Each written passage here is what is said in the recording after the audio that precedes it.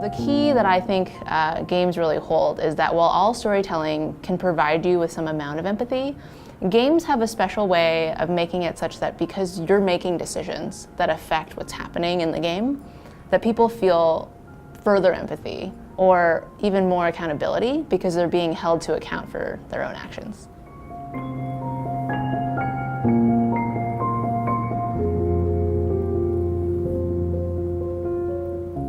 There are no rules that say that games have to be light and funny, right? The game that we made, the waiting game, is about what it's like to get asylum in the US and fleeing persecution from your home country, right? There's nothing in the game that is funny. The whole game is rather depressing.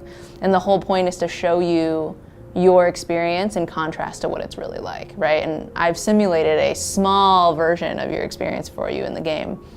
The real, I think, point in the game comes across when you decide to give up on your journey and then you find out, oh my God, like, you know, I've been playing this game for like 20 minutes and I thought that was a really long time and this person had to wait 2 to 6 years.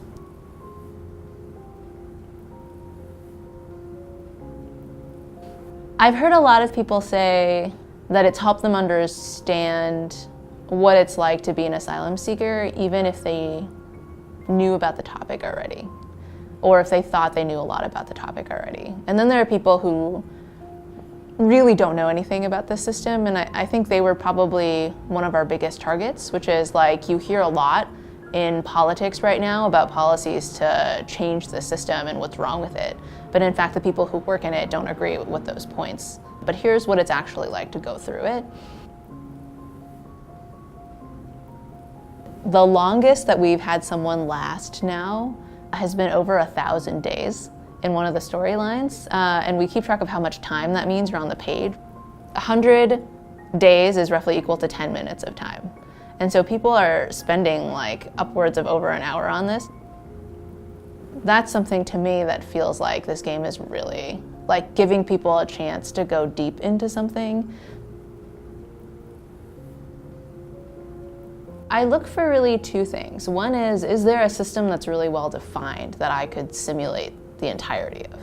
And so with that, it's really about data. Are there studies? Are there models that I can use to basically know that if this one variable changes, here's how it'll affect the entire system? The other thing that I look for is also like, is there a moment here where games can help people feel something that would be very difficult to solicit from people in another way, in which they don't get to interact at all. And so those are sort of the two things I look out for.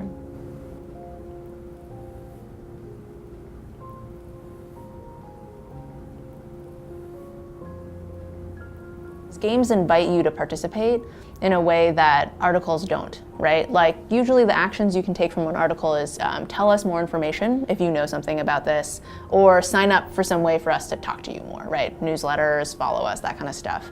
But you're never invited to be a part of the story.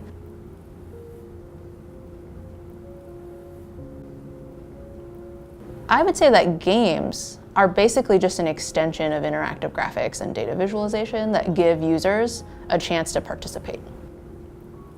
And if they have more fun while doing it, that's totally fine. If they feel extra depressed while doing it, that's also totally fine. And you control what the point of the game is, right? And what you want people to experience. Get anybody in your newsroom who's like excited about this idea together, and then just have a brainstorming session around a couple of different stories that your newsroom is doing. And this is not to commit anybody who goes to working on it, especially the whole group, because I think that would be too much. But I think from there, it's really about like what game could we make that would make a difference here and that would be different from other storytelling that we can do.